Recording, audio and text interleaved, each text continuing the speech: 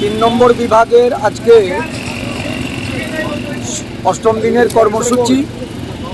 আমরা মাঝখানে একদিন আমাদের কর্মসূচি বিরতি থাকার দরুন আজকে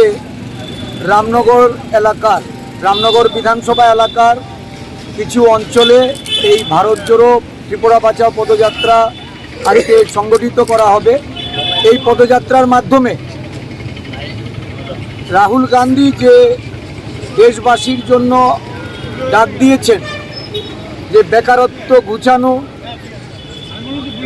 দেশ বিভাজনের চক্রান্ত রুখে দেওয়া, দেশের অর্থনৈতিক মান যেভাবে অবনমন হচ্ছে এটাকে রোধ করা, সার্বিকভাবে এই দেশের অখণ্ডতা সার্বভৌমত্ব রক্ষা, এটা ভারতবর্ষের জাতীয় কংগ্রেস দলের প্রত্যেক সৈনিকরা তারা রাজ্যে রাজ্যে পদযাত্রার মাধ্যমে জনগণকে জাগ্রত করে জনগণের যে আন্দোলন, এই আন্দোলন গড়ে তোলা।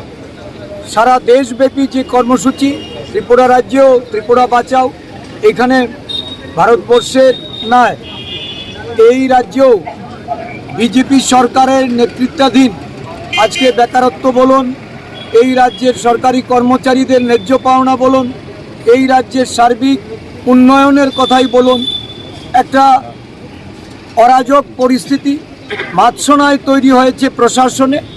নির্লজ্জের মতো এই রাজ্যে প্রশাসনে থেকে পুলিশের ক্ষমতাকে খর্ব করে এই রাজ্য প্রশাসন ভয় ভীতি সন্ত্রাস তৈরি করে বিভেদের রাজনীতি করে তারা আগামী বিধানসভা নির্বাচনে বৈতরণী পার হতে চাইছে, মানুষকে দাবিয়ে রাখতে চাইছে, গণতান্ত্রিক অধিকার ক্ষুণ্ণ হচ্ছে। ত্রিপুরা রাজ্যে প্রদেশ কংগ্রেসের নেতৃত্বে এই ভারত জোড়ো ত্রিপুরা বাঁচাও আন্দোলনের মাধ্যমে রাজ্যের জনগণকে সংগঠিত করে একত্রিত করে আমরা প্রতিবাদে নেমেছি।